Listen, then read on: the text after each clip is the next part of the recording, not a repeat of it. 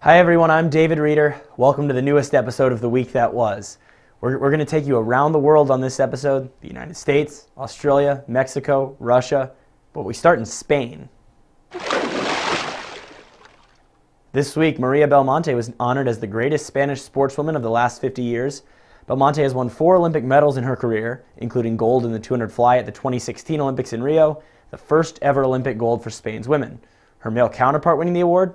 Rafael Nadal, the 16-time major champion of tennis, who is considered one of the top 5 all-time players in that sport. Belmonte explained that she was, quote, immensely proud to win the award, saying, "I hope I can be a dignified example." If it seems like the Russian doping scandal will never end, well, you may have a point. This week, the IOC made the decision that a lot of people hoped and expected it would make before the Rio Olympics last year. The Russian Olympic Committee is suspended, and that sanction will last through at least the Winter Olympics coming up this February in Pyongyang, South Korea. But Russian athletes, and even teams, including maybe even the hockey team, who are considered clean, will be allowed to compete as neutral athletes. Or maybe not so neutral, they're an Olympic athlete from Russia. So it's still going to be easy to follow Russia's progress in the medal department. Even though you won't see the Russian flag, you'll still know it's Russia. Several top Olympic officials from Russia were also permanently banned from the Games, and no coaches or support staff from the 2014 Olympics in Sochi will be allowed in Pyongyang. In an official statement from the IOC announcing its decision, the organization defended the decision not to ban Russia from the Rio Olympics, citing a lack of time for due process, even though Russia was banned from the Paralympic Games in Rio. So this situation at least temporarily resolved for the Winter Games coming up. The World Para-Swimming Championships wrapped up this week in Mexico City, and it was China that topped the medal count, winning 56 total medals, 30 of them gold. The U.S. was second with 54 and 21, and Jessica Long, who you see there, put on a show.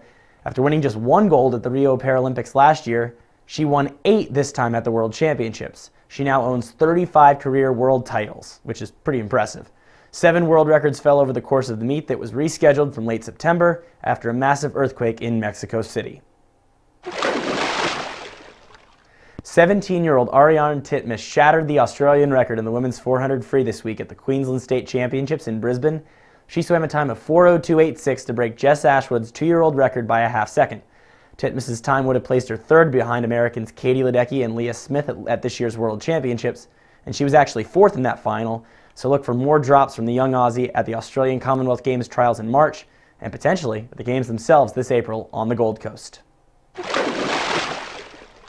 Top story this week, the New York Yankees have secured their... wrong script. Actually, our top story is some quick times from the 18 and under swimmers at various junior national meets around the country, in Knoxville, Tennessee, and Iowa City, Iowa. Focuses on the Walsh sisters, 16-year-old Alex and 14-year-old Gretchen, both competing in Knoxville. They swim for the Nashville Aquatic Club, elsewhere in Tennessee.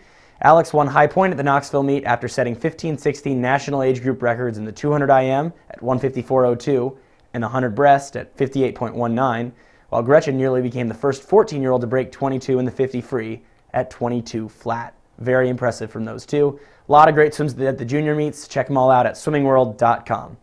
Also available, race videos from the nation's capital Invite in Maryland. Most impressive swim I saw this weekend was 14-year-old Grace Shebley going 4:09 flat in the 400 IM. That's the number 2 time ever for 13-14 girls behind Katie Hoff's national age group record, and it's only a half second behind. It was a really cool swim to watch in person. All right, that's it for the news this week. Back here next week to discuss the European Short Course Championships and more.